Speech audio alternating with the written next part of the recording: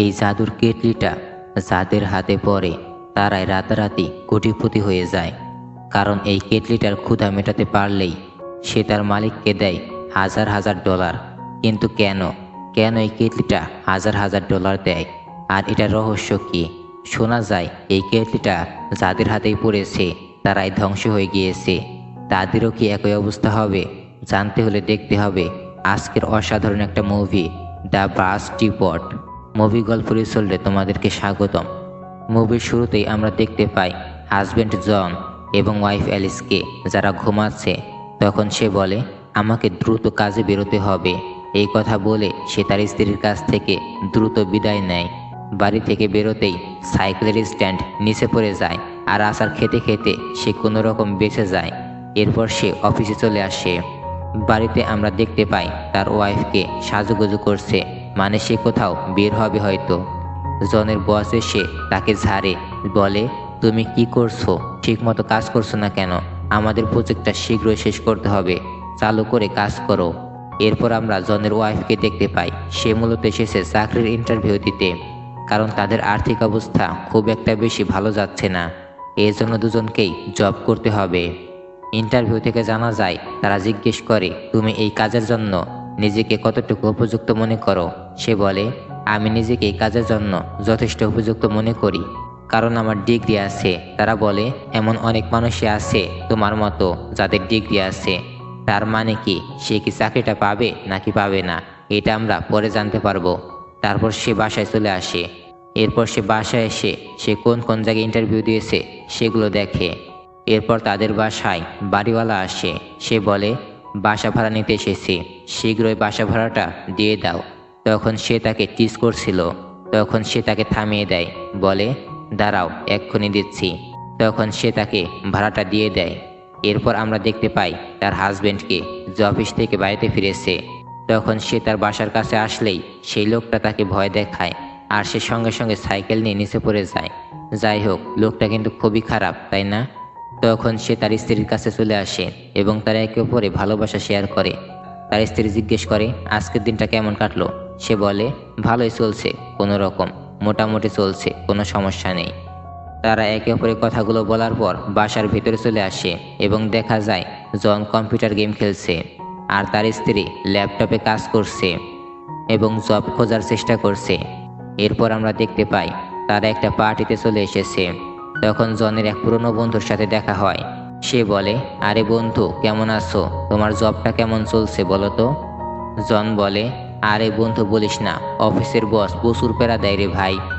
এরপর আমরা দেখতে পাই তারা হতাশার মধ্যে ভালোই রোমান্স করছে, মানে ভালো সময় কাটাচ্ছে। তার মানে বোঝা যাচ্ছে জীবনে যতই কষ্ট আসুক না কেন, দিনটা ভালো মতোই কাটাতে হবে, তাই না? এরপর তারা পার্টি থেকে বাড়িতে ফিরে আসে এবং তারা বমি করতে থাকে, মানে তারা অনেক বেশি পার্টিতে ড্রিঙ্কস করে ফেলেছে।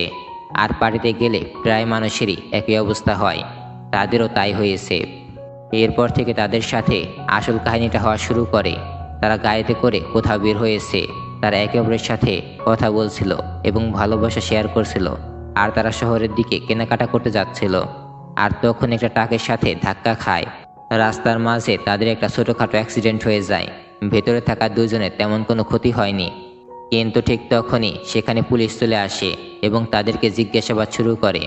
তোমাদেরকে আগেই বলেছি, এই কাপলটার মধ্যে মেয়েটার নাম হচ্ছে অ্যালিস আর ছেলেটার নাম হচ্ছে জন।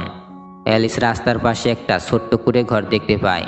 সেখান থেকে একজন বৃদ্ধ মহিলা বের হয়ে আসে, নিচে পড়ে থাকা একটা সুন্দর কেটলিটা হাতে তুলে নেয় এবং সেটি হাতে নিয়ে নিজের বাড়িতে ঢুকে পড়ে।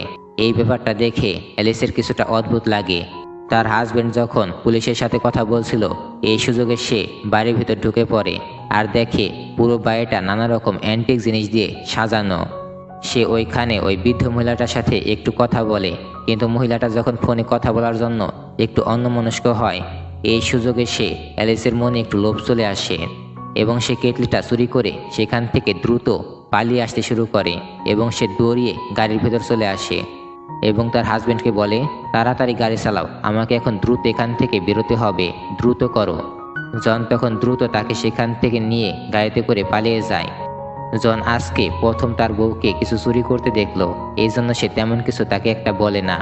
আর এমনিতেও অ্যালিস আর জনের জীবনটা বেশ ভালো যাচ্ছে না। এখন তারা দুজনেই বেশ টাকার অভাবে ভুগছে। এখন পর্যন্ত অ্যালিস অনেকগুলো চাকরির ইন্টারভিউ দিয়েছিল, কিন্তু কোনোটাতেই তার চাকরি হয়নি। ইন্টারভিউ সে একটার পর একটা দিয়েই যাচ্ছে, কিন্তু কোথাও সে সিলেক্ট হচ্ছে না। আর জন যে চাকরিটা করে সেটা খুবই সামান্য বেতনের চাকরি। এইভাবেই তাদের জীবন চলতে থাকে এবং খুবই কষ্টে তারা সময় পার করছে। এই কারণে অ্যালিস কেটলিটা চুরি করেছে, কারণ কেটলিটা দেখতে খুবই অ্যান্টিক আর সেটা খুবই সুন্দর। সে ভাবছিল এটা বিক্রি করে কিছুটা চলার মতো টাকা জোগাড় করতে পারবে, আর এই কারণেই হয়তো জন তাকে কিছুই বলেনি। এরপর রাতে যখন তারা ঘুমিয়েছিল, তখন অ্যালিস হঠাৎ করে ঘুমের ভেতর আটকে ওঠে। জন বলে, তোমার কি হয়েছে, তুমি এরকম আটকে উঠলে কেন? সে বলে, একটা ভয়ানক দুঃস্বপ্ন দেখেছি। তার মানে বোঝা যায় যে কাজটা শুরু হয়ে গিয়েছে। পরদিন সকালে জন কাজের জন্য বের হয়ে যায়। তখনই সেই সময় তার অফিস কলিগের সাথে কথা বলছিল। তার অফিস কলিগ বলে, একটা চাকরি আছে, তুমি কি সেটা করতে পারবে? জন হ্যাঁ বলে দেয়। সে বলে, হ্যাঁ, আমি চাকরিটা করতে পারবো। সে সঙ্গে সঙ্গে তখনই রাজি হয়ে যায়।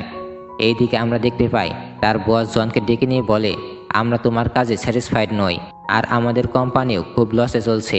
এই জন্য আমরা সিদ্ধান্ত নিয়েছি আমাদের অনেক কর্মীকে ছাঁটাই করতে হবে, আর তার মধ্যে তুমিও একজন। জন বলে, আমি তো এখানে ভালো সার্ভিস দিচ্ছি, আর আমাকেই বা কেন? আমি তো অনেক দিন ধরে এই কোম্পানিতে জব করছি, তাই না? তাহলে কেমন করে আপনারা আমার সাথে এরকমটা করতে পারেন? তার বস বলে, আমরা খুবই নিরুপায়, আমাদেরকে ক্ষমা করো। আর এইদিকে অ্যালিস তার বাসায় তার চুল স্ট্রেট করছিল। তখন ভুলবশত সে নিজের কপালের দিকে একটু গরম সেকা খায়, আর সাথে সাথেই গতকালকে যে চুরি করা কেটলিটা ছিল সেটা সঙ্গে সঙ্গেই নড়ে চড়ে ওঠে। অ্যালিস এটা খেয়াল করে। সে ভয়ে ভয়ে কেটলির ঢাকনাটা খোলে, আর সেখানে দেখতে পায় $200 চলে এসেছে। কিন্তু গতকালকেই তো কেটলিটা খালি ছিল। এটা দেখে সে অবাক হয়ে যায় এবং তার মনে কিছুটা কৌতূহল জন্মায়। তাই সে কৌতূহলবশত নিজেকে আরেকটু ব্যথা দেয় যাচাই করার জন্য যে এটার সাথে কি হচ্ছে, টাকার সাথে কোনো এই কেটলিটার সম্পর্ক আছে কিনা। দেখতে দেখতে সেখানে $700 চলে আসে। কিন্তু এটা কিভাবে সম্ভব? ব্যাপারটা নিশ্চিত করার জন্য সে ইচ্ছা করেই নিজের চেয়ারে খুব জোরে আঘাত করে এবং সে খুব ভালোই ব্যথা পায়। আর দেখতে পায় এবার কেটলিটার ভেতর অনেকগুলো টাকা চলে এসেছে। সে বুঝতে পারে যে নিজের কাছে রেখে সে নিজে যত বেশি ব্যথা পাবে, ততই কেটলিটা তাকে ততই বেশি টাকা দেবে। আর এই দিকে জনের কপালটা খুবই খারাপ। আজকে তাকে সেই চাকরিটা থেকে বের করে দেওয়া হয়েছে। জন মন খারাপ করে বাসায় ফিরে আসে, কিন্তু ফিরে এসে দেখতে পায় তার বউ রক্তাক্ত অবস্থায় বিছানায় পড়ে আছে। কী কারণে সে রক্তাক্ত অবস্থায় পড়ে আছে তোমরা তো সেটা বুঝতেই পারছো। কিন্তু জন সেটা বুঝতে পারে না। সে ভাবে হয়তো বাসায় ডাকাত পড়েছে। এই কারণে সে লাইট ল্যাম্প নিয়ে ডাকাত মারতে বের হয়ে পড়ে। আর তখন এলিস তাকে জানায় যে বাসায় কোনো ডাকাত পড়েনি। তখন জন শান্ত হয়ে তাকে জিজ্ঞেস করে যে তার আসলে কি হয়েছে, সেই রকম বিছানায় পড়ে আছে কেন, আর তার কপালটা এইভাবে কাটায় কেন। তারপর জন নিজের কথা বলতে শুরু করে, বলে চাকরিটা থেকে তাকে বের করে দেওয়া হয়েছে। কিন্তু এলিস তাকে বলে এখন আর তাদের কোনো চাকরি করার দরকার নেই। তাদের কাছে এমন একটা টাকা বানানোর মেশিন চলে এসেছে যেটা দিয়ে তারা অনেক অনেক টাকা কামাতে পারবে। কিন্তু জন এসবের কিছুই বুঝতে পারে না। এরপর তারা ভালোবাসা শেয়ার করার পর সে তাকে বাইরে নিয়ে আসে এবং বলে, তুমি বাইরে চলে আসো, আজকে তোমাকে একটা জিনিস দেখাবো। তখন এলিস তাকে বোঝানোর জন্য তার সামনে তাকে একটা কষিয়ে চর মেরে দেয়, আর দেখায় কিভাবে তার চর খাওয়ার পর এর মধ্যে ডলার জমা হয়েছে। কিন্তু জন তবু তার কথা বিশ্বাস করতে পারে না। তাই এবার এলিস একদম তার জায়গা মতো আঘাত করে, মানে সোজা স্ট্যাম্পে আঘাত করে, যার কারণে এইবার ভেতর থেকেই ডলার ছিটকে বেরিয়ে আসতে থাকে। অর্থাৎ এই কেটলিটার আসল ক্ষুধা হলো মানুষের ব্যথা। আর এর আশেপাশে যারাই যত বেশি ব্যথা পাবে ততই বেশি টাকা এই কেটলিটাতে জমা হবে। এটা দেখে এবার জনের চোখ একদম কপালে উঠে যায়। কিন্তু তারপরও তার মনে এটাকে নিয়ে একটু ভয় জন্মায়। যেহেতু তারা এখন খুব সহজে টাকা পেয়ে যাচ্ছে, তার মানে ভবিষ্যতে হয়তো অবশ্যই এটা নিয়ে তাদের কোনো একটা সমস্যায় পড়তে হবে। কারণ সহজ টাকা মানেই হলো বড় একটা সমস্যা। এটা চিন্তা করে জন তার বউকে না জানিয়ে কেটলিটা নিয়ে সেখান থেকে চলে যায়, যেখান থেকে অ্যালিস কেটলিটা চুরি করে নিয়ে এসেছিল। কিন্তু দুর্ভাগ্যবশত সেই দোকানটা বন্ধ ছিল। সেই বৃদ্ধ মহিলাটা দোকানটা বন্ধ করে দিয়েছে। তাই আর কোনো উপায় না পেয়ে সে ক্যাশ অন ট্যাশ নামে একটা টিভি শোতে চলে আসে সেটা বিক্রি করার জন্য, যেখানের মূল্য রাখা হয়েছিল $5000। কিন্তু বিক্রি করার ঠিক আগ মুহূর্তেই জনেরও মন পরিবর্তন হয়ে যায়। সে ওটাকে আবার বাসায় ফেরত নিয়ে চলে আসে। পটটি বিক্রি না করে সে বাড়ি ফিরে এসেছে দেখে তার স্ত্রী বলে, তাহলে তুমি সেটা নিয়ে চলে এসেছো, ধন্যবাদ বিক্রি না করার জন্য, আমি খুবই খুশি হয়েছি। তখন আমরা দেখতে পাই তারা গ্যাসের উপরে হাত রেখেছে, এতে করে পটের ভেতর থেকে টাকা বের হচ্ছে, মানে তারা আরো নতুন নতুন টাকা বানানোর ফোন দেওয়ার। তারপর তার স্ত্রী তাকে বলে আমাদেরকে আরো টাকা উপার্জন করতে হবে। এরপর যা করে সেটা আর ভাবাই যায় না। সে বিছানার ওপর হয়ে বসেছিল, তাকে বলে বেল্ট দিয়ে মারতে, কিন্তু সে তাকে খুব বেশি একটা জোরে মারতে পারে না, এর জন্য কোনো টাকাও বের হয় না। অ্যালিস বলে তুমি সব দেখো কেমনে টাকা বের করা লাগে সেটা আমি দেখছি। তারপর সে তাকে মারতে থাকে। ভাই কি একটা অবস্থা, এটা কোনো কথা? যাই হোক, আমরা বুঝতে পারি যে তারা লোভে পড়ে গিয়েছে। কিন্তু ওই সময়টাতে যখন টিভি শোটা চলছিল, তখন একজন ব্যক্তি খুব মনোযোগ দিয়ে সেইটাকে দেখছিল। এইটা দেখে সে কিছুটা অবাক হয়, কারণ এই কেটলি সম্পর্কে সে অনেক পুরনো একটা বইতে পড়েছিল, যেখানে সে বলেছিল এই কেটলিটা ততক্ষণ পর্যন্ত তার মালিককে ছাড়বে না যতক্ষণ পর্যন্ত না সে তার মালিককে পুরোপুরি ধ্বংস করে দেবে। এইদিকে অ্যালিস আর জন তারা সিদ্ধান্ত নিয়ে নেয় যে এই কেটলিটাকে তারা ততক্ষণ পর্যন্ত ব্যবহার করবে যতক্ষণ পর্যন্ত না তাদের কাছে $10 লাখ জমা হয়ে যাবে। $10 লাখ জমা হয়ে যাওয়ার পর তারপর তারা এটাকে চিরকালের জন্য বিদায় দিয়ে দেবে, মানে তারা এটা কোথাও ফেলে আসবে, এই আর কি। তারপর তারা শুরু করে টাকা কামানোর মিশন। তারা দুজনে এবার থেকে নিজেদের সাথেই সেই সকল কাণ্ড ঘটাতে থাকে যেগুলোতে তারা প্রচণ্ড ব্যথা পাবে। প্রথমত অ্যালিস তার শরীরে সম্পূর্ণ ওয়েক্স করতে চায়, যেখানে তার খুবই যন্ত্রণা হচ্ছিল। আর জন চলে যায় একটা ডেন্টিস্টের কাছে। সে কোনো প্রকার অ্যানেস্থেশিয়া ছাড়াই নিজের দাঁতটা তুলে ফেলতে চায়, যার কারণে দুজনই প্রচণ্ড যন্ত্রণায় কাতরাতে থাকে।